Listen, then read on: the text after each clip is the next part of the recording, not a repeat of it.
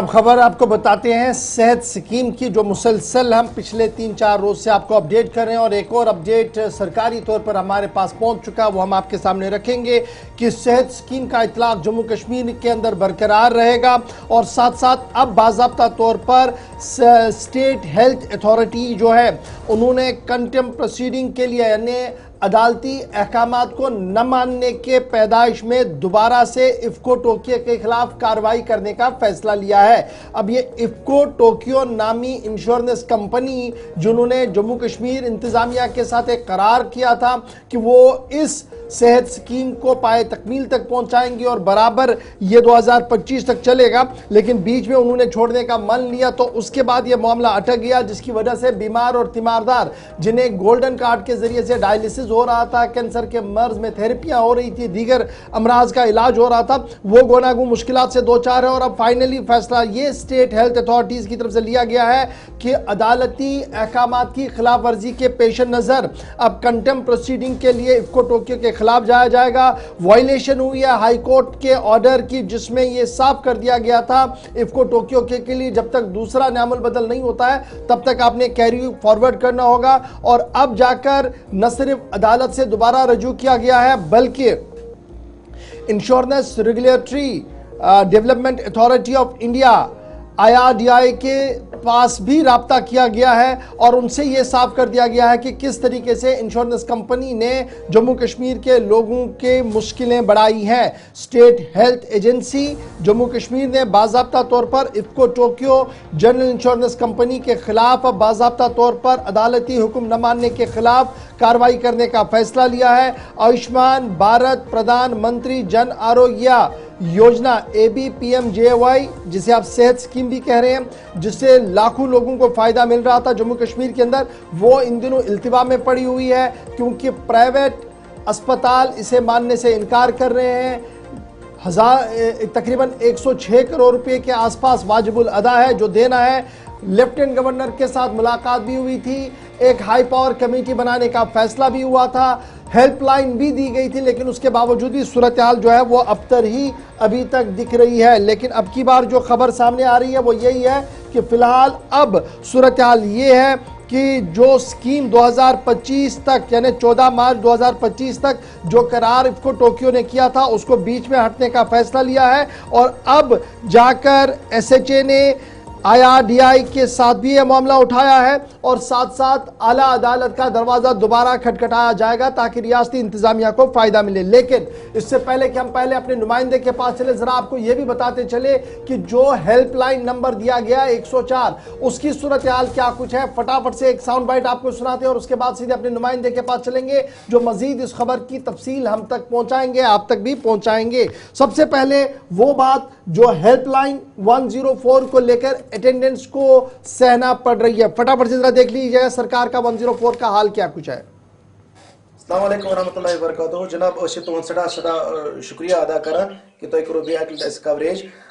Actually उस government ने ओतर order कजाव कि प्राइवेट हॉस्पिटल वाल करन डायलिसिस पेशेंटन कंटिन्यू डायलिसिस।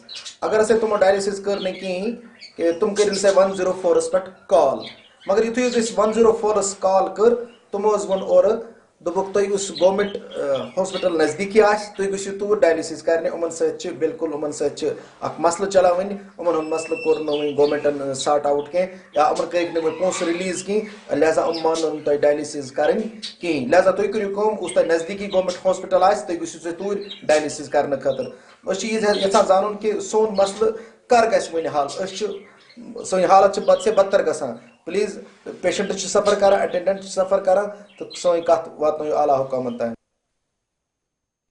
चलिए जनाब, पेशेंट भी परेशान है, तीमारदार भी परेशान है। 104 पर कहा जा रहा है कि आप सरकारी अस्पताल जाए। सरकारी अस्पताल जब डायलिसिस के लिए जाया जाता है तो वहां पर नंबर इतना बढ़ चुका है कि सूरत हाल इंतहाई तशवीशनाक हो रही है। लेकिन मजीद तफसीलात के लिए सीधे इमरान नाइक के पास चलेंगे जो मुसलसल इस खबर का अपडेट आप तक पहुंचा रहे हैं। इमरान, पिछले कई दिनों से लगातार हमने इफ्को टोक्यो नामी इंश्योरेंस कंपनी की जो मनमानी है, स्टेट हेल्थ एजेंसी की जो नाकामी है, उस पर गुफ्तगू कर रहे हैं। लेकिन अब खबर ये कि स्टेट हेल्थ एजेंसी ने जहां एक तरफ से अदालत का दरवाजा दोबारा खटखटाने का फैसला लिया है, वहीं पर खबर यह भी है कि IRDAI के साथ भी राब्ता किया गया है, insurance regulatory development authority of India के साथ भी राब्ता किया गया है। क्या कुछ डिटेल्स आपके पास है और क्या कोई राहत उन बीमारों को, तीमारदारों को जिन्हें इमीडिएट रिलीफ यहां पर चाहिए था यहां से?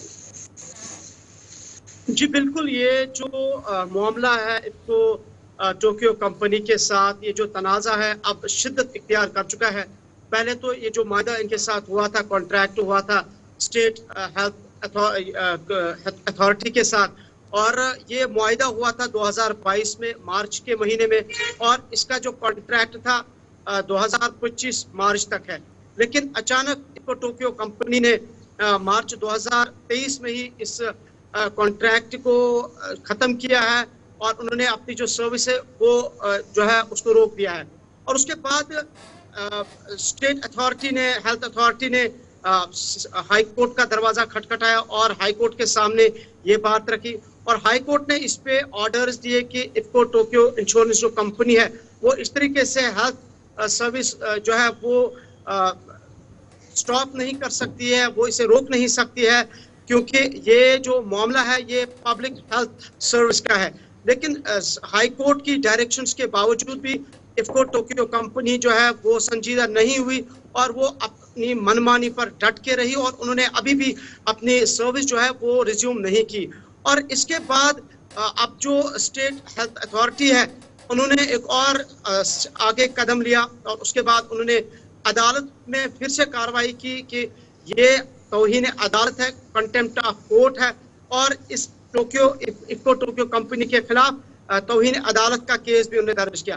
साथ साथ अब आगे जाते हुए अब हेल्थ अथॉरिटी ने जो इंडिया जो रेगुलेटरी अथॉरिटी है IRDAI, वहाँ एक कम्युनिकेशन पास किया, एक खत उन्हें मौसूल किया है जिसमें पूरा ये बताया गया है कि इफको टोक्यो कंपनी ने रेगुलेटरी जो रूल्स है उसकी खिलाफ वर्जी की है। जो कॉन्ट्रैक्ट किया गया है उस कॉन्ट्रैक्ट को उन्होंने ना तो इम्प्लीमेंट किया है और ना ही उसको फॉलो किया जा रहा है।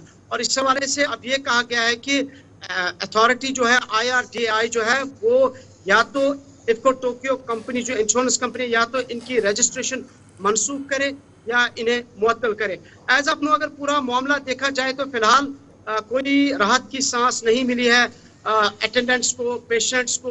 जिस तरीके से 104 नंबर भी दिया गया था, जैसे कि हमने बाइट पे भी दिखाया कि अभी भी सफर कर रहे हैं और कोई भी मामला अभी हल नहीं हो पाया। अच्छा, ये जो इमरान खबर आ रही थी कि इफको टोक्यो ने सुप्रीम कोर्ट का दरवाजा खटखटाने का फैसला किया, क्या इस पर कोई बात सामने आई? चूंकि अब ये मामला अदालतों के बीच चलेगा तो अदालतों के बीच जो मरीज है, बीमार है, तीमारदार है, वो इंतहाई मुश्किल से इस वक्त नबरदा आजमा हो रहे हैं, और स्टेट हेल्थ अथॉरिटी की तरफ से खुलकर कोई बात नहीं कही जा रही है कि हाँ या ना में बताया जाता कि हाँ हम इसको कैरी फॉरवर्ड करेंगे और स्टेट इसका खर्चा बर्दाश्त करेगी या कुछ इस तरीके का कोई भी वाजिया बात सामने नहीं है। सिर्फ ये कहा जा रहा है कि खतों की ताबत चल रही है।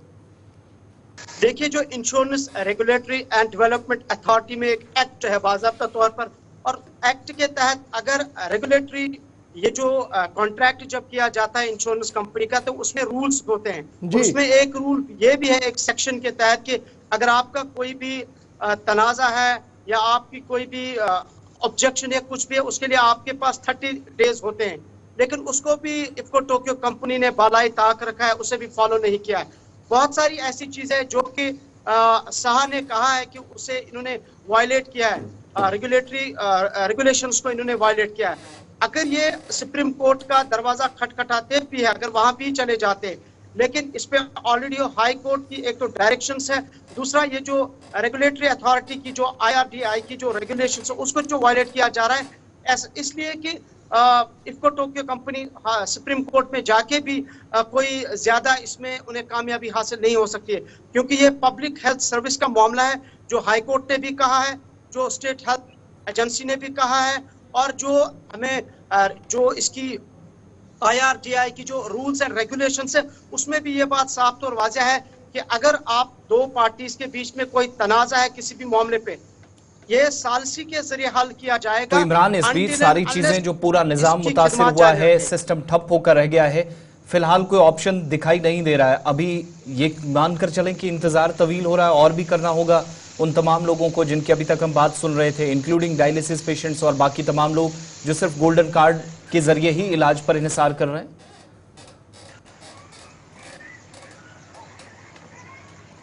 इमरान जी, मेरा सवाल ये था कि अभी इंतजार ही करना होगा मरीजों को, फिलहाल शायद इस पेशरफ्त में उनके लिए कोई खबर अच्छी नहीं है। देखिए, गवर्नमेंट की तरफ से 104 हेल्पलाइन नंबर दिया गया था। बहुत सारे पेशेंट से, तीमारदारों से मैंने खुद फोन पे कल से बात की और मैंने कई सारी कॉल्स रिसीव की, क्योंकि हम लगातार इस खबर पे वर्कआउट कर रहे हैं। तो अभी तक जो जहां पे भी उन्होंने कॉल, जिसने भी कॉल की, वहां से सिर्फ ये रिस्पॉन्स मिल रहा है कि जी आप गवर्नमेंट हॉस्पिटल जाइए, प्राइवेट हॉस्पिटल्स या डायलिसिस सेंटर्स के साथ अभी तनाजा चल रहा है। उनका जो इशू है वो जेन्युइन है, उन्हें अभी तक पेमेंट नहीं मिली है। और जब गवर्नमेंट हॉस्पिटल्स जाते हैं वहाँ पे ऑलरेडी सारा जो बेड्स वगैरह है वो ऑक्यूपाई है, वहाँ पे ऑलरेडी बुकिंग हुई है, पेशेंट्स का फ्लो ज्यादा है।